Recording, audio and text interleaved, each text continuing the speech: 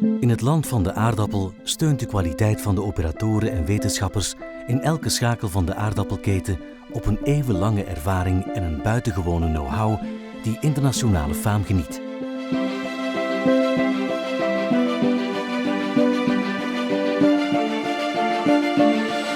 Die keten, waar uitstekende kwaliteit hand in hand gaat met steeds striktere normen, is de laatste 15 jaar sterk gegroeid.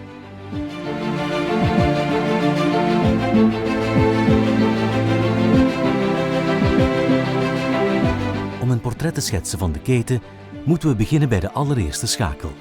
De ontwikkeling van nieuwe aardappelrassen. Daar gaat het in deze video over. Gelukkig worden er sinds 2005 op verzoek van de professionele sector weer nieuwe rassen ontwikkeld. Het concurrentievermogen van de Belgische pootgoedsector verbeteren,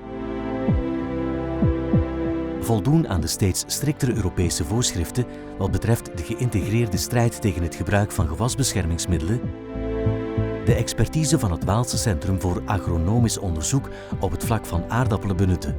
Met die doelstellingen voor ogen werd het nieuwe programma georganiseerd binnen de eenheid Gewasveredeling en Biodiversiteit van het Waalse Centrum voor Agronomisch Onderzoek, CRAW. On a repris la création de nouvelles variétés à la demande d'ailleurs du secteur professionnel parce qu'une des caractéristiques en Belgique, c'est qu'il n'y a pas d'organisme ou d'entreprise qui crée des nouvelles variétés. On cherche à créer des nouvelles variétés qui sont plus résistantes au mildiou, mais qui en même temps satisfont le marché. Parce qu'il ne suffit pas de créer une variété résistante au mildiou qui n'est pas acceptée du point de vue culinaire ou du point de vue rendement par le marché. Et donc là, c'est notre objectif actuel.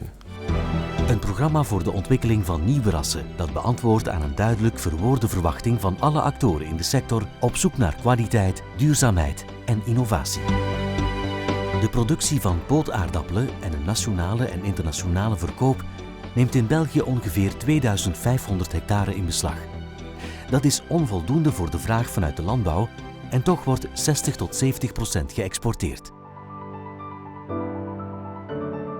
Le problème que l'on a, c'est qu'on est confronté à être tributaire des variétés étrangères. Nous n'avons pas de variété belge. Ce qui fait qu'on a très difficile de pouvoir défendre un prix à l'étranger sur notre produit. Si nous arrivons à trouver quelques clones qui conviennent au marché, on va être moins tributaire de l'étranger. Automatiquement, on sera beaucoup plus sécurisé vis-à-vis de l'importation de diverses maladies ou insectes. Sur le plan phytosanitaire, sécurité, c'est quand même un gros atout à gagner. Il y a quand même une demande qui est latente sur le marché des consommateurs des grandes surfaces et compagnies qui disent on n'a quand même pas de variété belge dans les rayons. Donc nous sommes en fait une société de commercialisation de plants de pommes de terre. Donc on travaille plus ou moins 80% à l'exportation et dans ces 80% hors Europe. Alors notre but de la collaboration avec le CRA, effectivement, donc, c'est de trouver des nouvelles variétés. Et l'intérêt de l'échange avec Libramont et le CRA, en fait, c'est de pouvoir avoir nos propres variétés et ne plus être tenu à payer des royalties, etc., des obtenteurs. On a quand même ici en Belgique tout un système de transformation de la pomme de terre, etc., qui est important au niveau européen. Donc d'avoir des variétés belges permettrait aussi, disons, une certaine liaison entre le producteur initial de la semence, produit de la consommation, le transformateur, et le client final, le consommateur. De aardappelteelt neemt in België meer dan 80.000 hectare in beslag. Dat wil zeggen bijna 5% van het landbouwareaal. Met een jaarlijkse productie van meer dan 3,5 miljoen ton aardappelen staat België op de 20e plaats in de wereldranglijst en op de 7e plaats in de Europese Unie. Onze aardappelen groeien in een ideale grond en in uitstekende teeltomstandigheden. De gemiddelde opbrengst is dan ook de hoogste ter wereld met meer dan 46,5 ton per hectare. Les agriculteurs wallons sont demandeurs d'une recherche variétale en Wallonie pour gagner en indépendance. Il faut savoir que le marché du plant pomme de terre est très cloisonné, qu'il est régi par des obtenteurs qui disposent de toute la propriété de leur variété et qui sont très difficiles ou qui n'acceptent pas facilement de la céder aux agriculteurs wallons. Si nous avions en Wallonie des variétés propres, il ne serait plus facile de concurrencer les marchés internationaux avec des propres variétés qui viendraient de notre propre terroir. Je crois que la priorité doit être donnée à la réduction des intrants. De industriële verwerking van de aardappel. Een onbetwistbare bron van technologische innovatie en toegevoegde waarde is bijzonder goed ontwikkeld in België. Voorgebakken en diepgevroren producten, chips, aardappelvlokken enzovoort zijn daar enkele voorbeelden van. Wij hebben een leiderspositie onder de internationale exporteurs van diepvriesproducten op basis van aardappelen, voor Nederland, Canada en de Verenigde Staten. Je pense qu'en général c'est toujours intéressant d'avoir différentes variétés pour le secteur de transformation. En fait, il y a différents acteurs dans le marché. Il y a les agriculteurs, il y a les transformateurs, il y a les consommateurs. Et tout le monde a quand même différentes attentes. Quand on parle par exemple de l'agriculteur, lui, il veut plutôt une variété qui donne beaucoup de rendement, que financièrement il fait une bonne affaire. Le transformateur, il pense aussi le rendement en production, le prix de la pomme de terre, la disponibilité de la matière première et puis être capable de faire une bonne frite. Et le consommateur, lui, veut une frite croustillante, un bon goût, une belle couleur. Il y a aussi le marketing autour. L'avenir, c'est quand même la durabilité, l'environnement. Donc je pense que le développement de variétés qui sont plus résistantes aux nématodes, aux maladies, c'est ça l'avenir. Il faut développer des variétés qu'il faut pulvériser moins de produits phyto, moins de contraintes en agriculture et donc regarder pour une durabilité et garantir l'avenir de l'environnement, de la nature pour nos générations après nous. Le transport, il coûte très cher, donc il faut développer des variétés qui poussent bien dans sa propre région aussi. De sector van de verse producten of bereiders-verpakkers van aardappelen bestemd voor de versmarkt presteert goed. Ook al zijn de grondstoffen deels afkomstig van de import, met name omdat de kwaliteitsnormen anders liggen dan in de sector van de industriële verwerking. Nous sommes une entreprise de conditionnement de pommes de terre à destination du marché du frais, principalement en Belgique, mais aussi dans toute l'Europe de l'Ouest. Nous travaillons donc pour la grande distribution. Notre intérêt premier vis-à-vis du projet ici, c'était tout d'abord de travailler avec des pommes de terre locales. Donc nous, ça nous intéresse de commencer dès le début de la filière en produits locaux belges, wallons. Notre second critère est plus porté sur des critères gustatifs et visuels, principalement pour le consommateur. Ensuite, nous nous intéressons également au rendement, évidemment, pour les producteurs.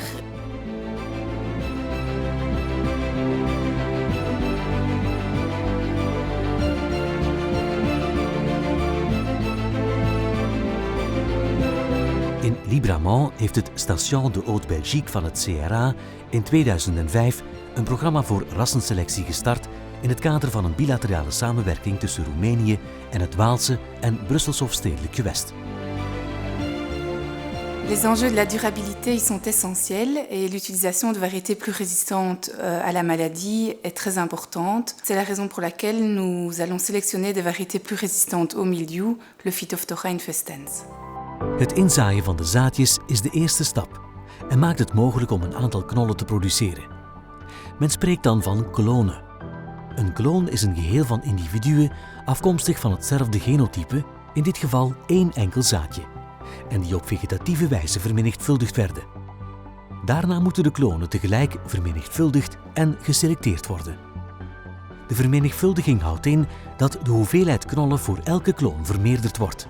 Men moet immers met één enkel zaadje, dat slechts enkele knollen produceert, vele honderden kilo's verkrijgen.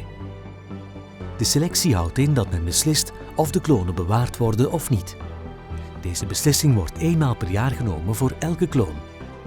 Ze is gebaseerd op een reeks gegevens zoals de kracht van de plant, de groeisnelheid, de vorm en kleur van de knollen, de verdeling van het kaliber, de opbrengst, het gehalte aan droge stof, de culinaire en technologische kwaliteit, de geschiktheid voor bewaring en de gevoeligheid voor aardappelplaag. Deze gegevens verkrijgt men door 3 types proeven op het veld. Vermenigvuldigingsproeven, proeven van cultuur en gebruikswaarde en proeven van de gevoeligheid voor aardappelplaag. De gevoeligheid voor aardappelplaag wordt met verschillende methodes geëvalueerd.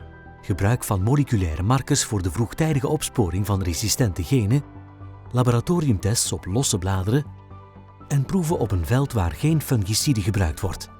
Door de proeven jaar na jaar uit te voeren, kan men geleidelijk aan de nodige gegevens verzamelen en elke kloon steeds fijner karakteriseren.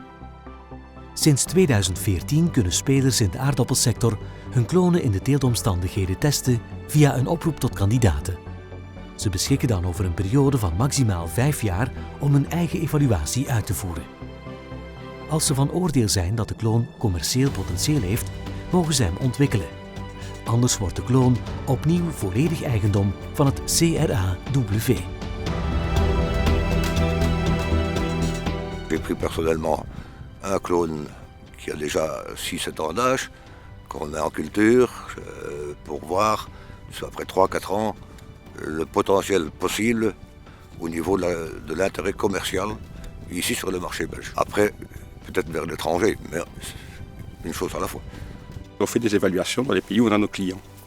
Et donc ça permet de comparer. C'est une variété qui n'apparaît pas belle ici en Belgique, peut par exemple être intéressante dans le sud de l'Italie. Et nous allons continuer l'évaluation de la variété avec nos clients et voir dans chaque pays, pour ce qui nous concerne, comment la variété va fonctionner. Et alors après 2 ans ou 3 ans d'évaluation, on va dire ok, la variété est intéressante, et on crée une collaboration sur la variété, ou bien non, ça ne fonctionne pas, on vous remet la variété. Cette année, comme chaque année, on a mis en place un champ d'essai qui permet entre autres de travailler 2 clones proposés par le projet du CRA. Ce champ d'essai, il teste plus d'une vingtaine de variétés. C'est un champ d'essai qui a été divisé en petites parcelles. Sur chacune de ces petites parcelles, on a planté une variété. Ensuite, on va récolter ces pommes de terre à maturité. Et plus tard, on va les échantillonner, regarder, étudier leur qualité et pouvoir observer ce qu'elles donnent. Afhankelijk van de resultaten gaan de klonen verder op hun traject. Ze worden ingeschreven in de Belgische catalogus of in een ander land van de Europese Unie, of ze worden teruggegeven aan het CRA.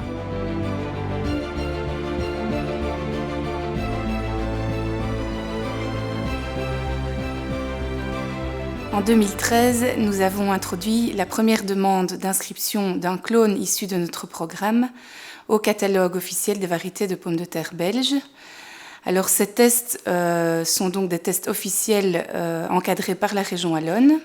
Au cours de ces tests qui durent 2 ans, le clone va être comparé à des variétés qui sont connues et cultivées en Belgique au niveau de toute une série de critères dont le rendement, la qualité d'utilisation, la résistance au mildiou.